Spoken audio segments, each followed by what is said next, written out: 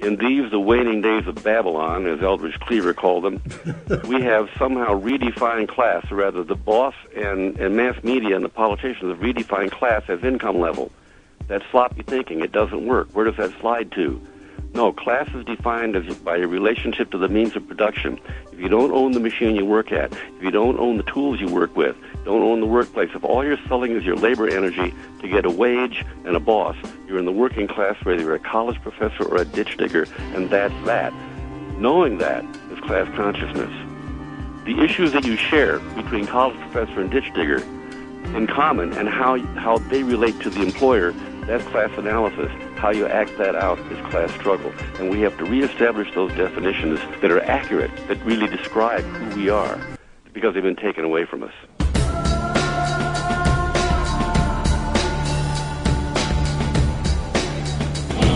One thing no one foresaw was the rebellion of a number of young people today against the establishment. An establishment represented by their elders, as well as institutions like the Muse.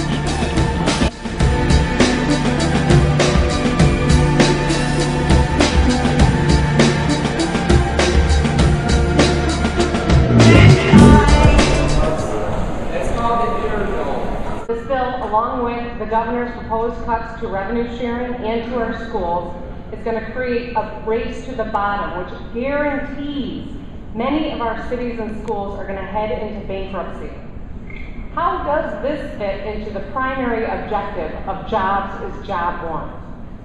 How does eliminating accountability to boards and councils better serve the taxpayer? How does this legislation promote the governor's mission of job one being jobs and ensuring that we have the innovators of tomorrow coming out of our schools? And how does this move all of Michigan forward, which we've heard the governor state over and over again? I mean, if you are a family or a business, would you choose a school district or a community that's in bankruptcy to locate in?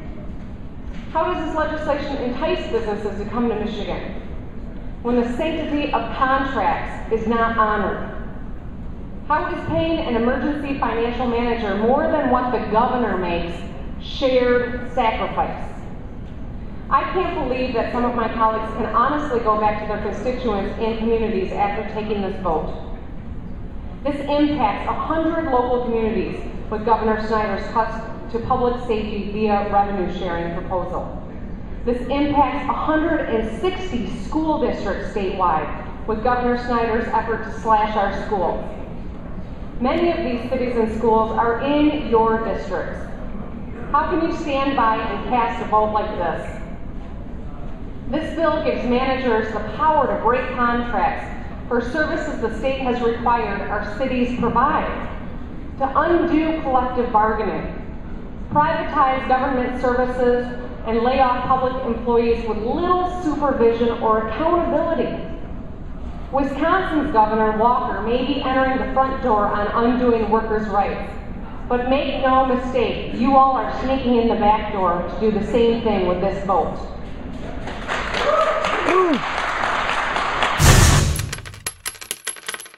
Who are you? My name's Bob. I'm from Flint. Well, I think we need to be responsible in both our budgeting. Yes, certainly. What kind of lesson do you think it teaches these kids here today to say that the economic problems that all states are facing are the problems of their teachers and public workers?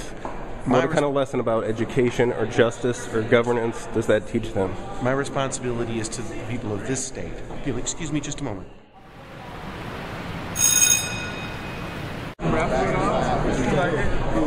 Mike, why are you here today? We're here standing up for the American working men and women.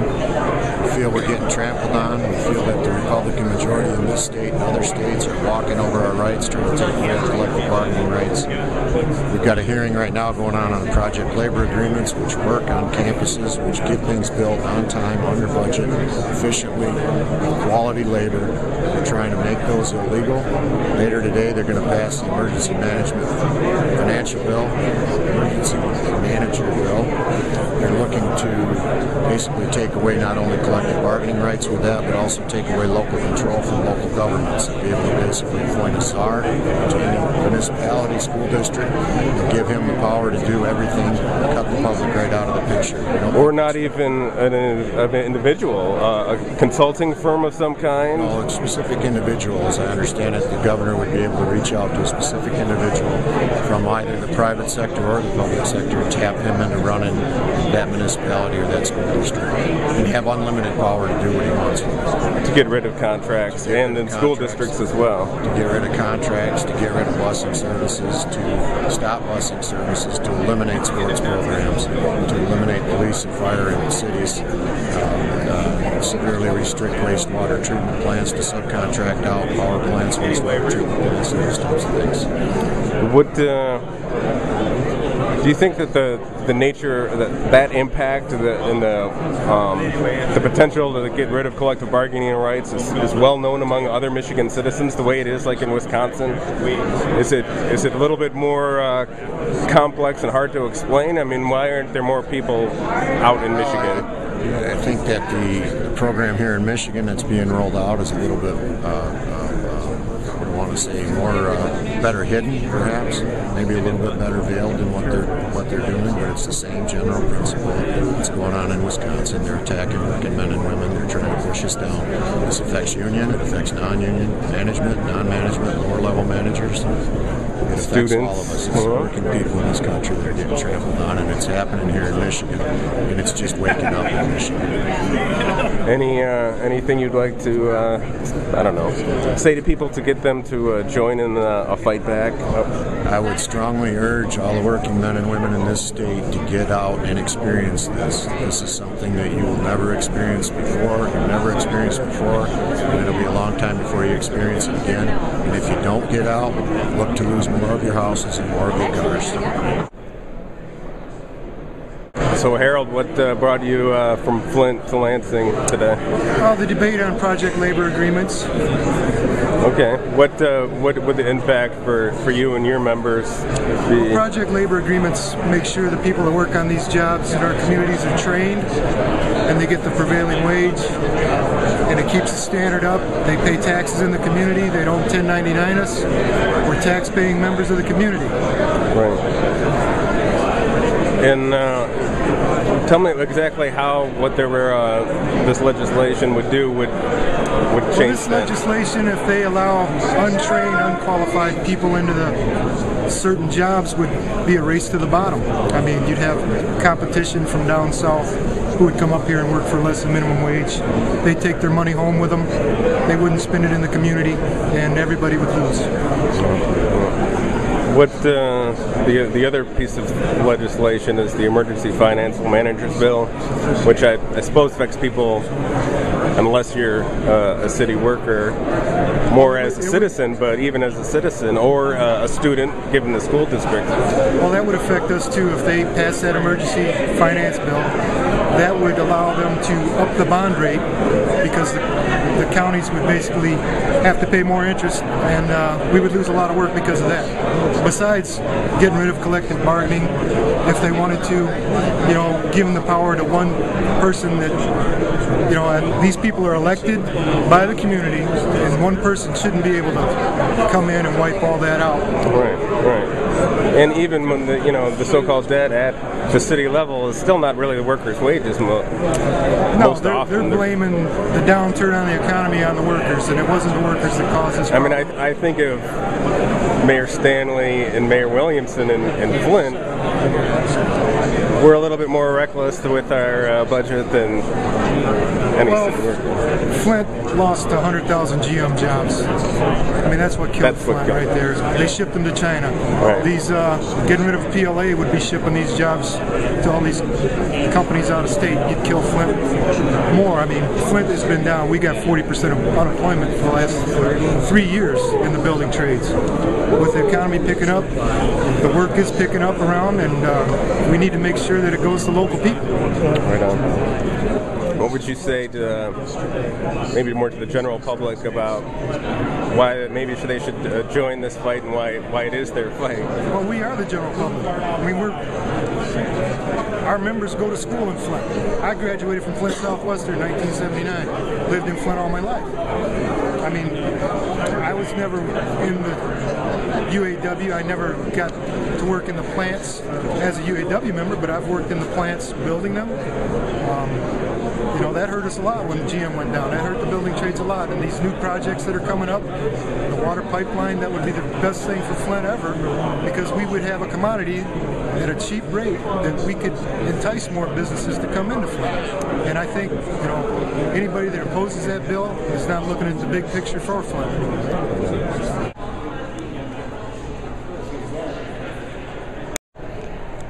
Do you think that the emergency financial manager bill is an example of sharing sacrifice?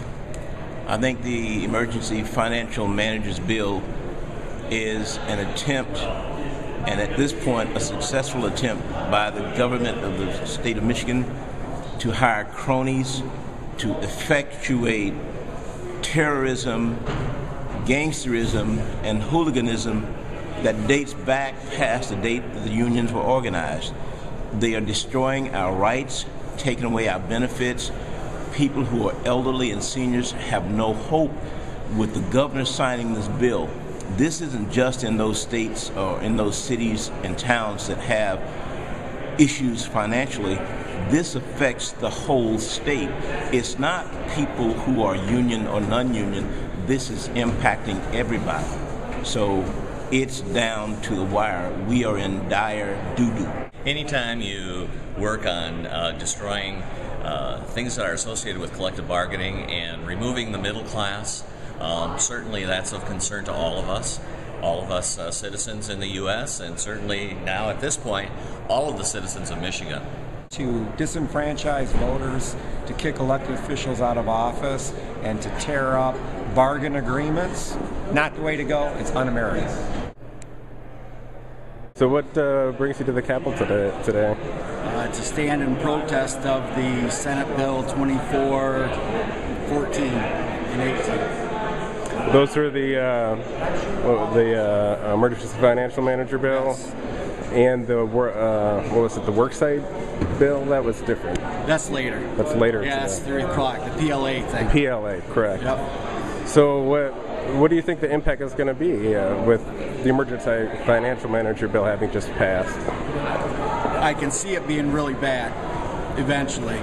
They come in, take away their teachers' rights, the firefighters, the police officers, take away their rights for collective bargaining, to negotiate a fair wage, to come in and cut their wages at whatever the financial manager seems fit to be. I can't see where you can justify that. To where the financial manager can make $400,000 a year, and he's decided on the wages of $30,000 to $50,000 a year salaries. It's almost like make-believe. Like. Oh yeah, absolutely. Absolutely. And again, earlier, when the Wall Street bailouts come and the Wall Street received their bonuses, they were screaming, "We got contracts. You owe us this money. It's ours." Right. There's contractual agreements that will stand up, and you have to hold these things up because they're signed by both sides, and it's due us. Yeah. Not now, to where they can come in and decide that because of the law now that you guys are in financial trouble and we can take away your collective bargaining and cut your pay, but yet we got ours. It's not, I was asking one of the senators, he didn't really give me an answer, but, the kids who are here touring today, what kind of lesson to them is that about equal sacrifice and true justice when we know where the root of the problem is?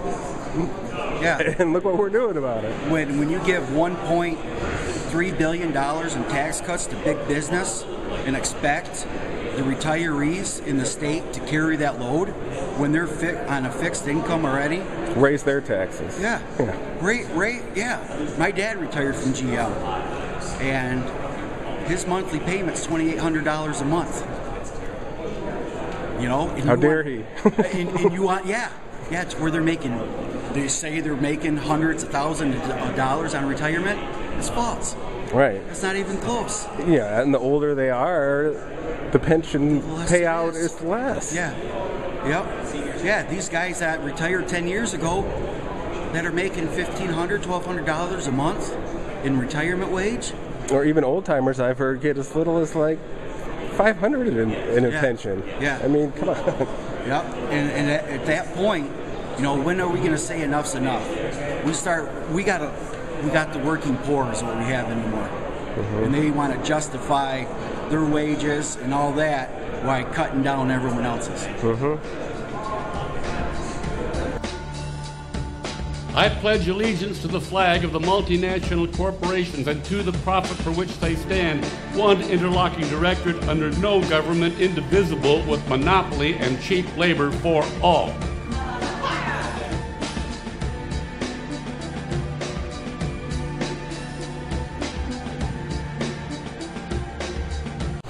So we can't tax ourselves into prosperity. Okay. But why are we raising taxes on fixed income people? I'm not convinced we are. Well, isn't that the proposal? That's what the governor proposed, yes. Okay. Can I ask you about, do you think like these emergency financial manager situations create tension between rural and urban? And if so, how is that good for Michigan's future? I don't think that there's a correlation between urban and rural. I think we're all suffering from some of the same economic conditions. Right on. Yeah. Do you think that this bill is an example of shared sacrifice? I think what it is, it's a recognition that maybe the old way of doing business isn't going to be viable into the future. I think that maybe we got to take a look at some of our practices and make them as best as possible. Well, I mean, it's pretty clear that the blame is for places like Bank of America, and it doesn't really seem fair that the public workers and teachers have to pay the bill for that. I mean, can you understand that reaction people have? Well, you know, I think that there's got to be a better understanding of what we're trying to do, and that is economic stability going forward. And, you know, I think maybe it'll start some conversations now that are maybe overdue. About collective bargaining? No, about just the way that we operate local and state government. I think there's an examination from top to bottom underway, and we want to be able to continue to offer education, continue to offer the police and fire protection at home for the dollars that we have to spend on it. I mean, I appreciate it. I gotta. Okay.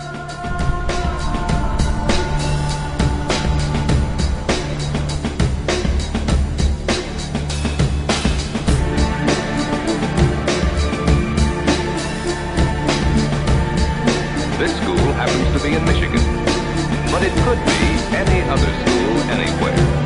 Any school where parents and teachers are concerned about how and what their children learn to prepare them for citizenship.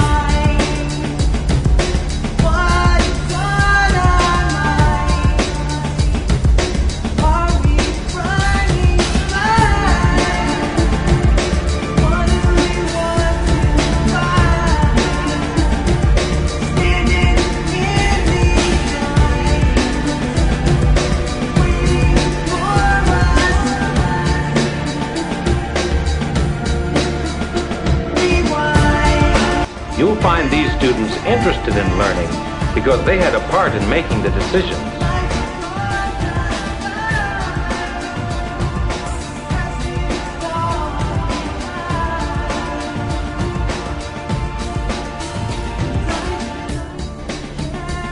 All politicians are crooked. Everything's fixed. What are your facts, Harold? We just know, that's all. Everybody knows it. Hey, do you have any facts to prove your point? I'm sorry.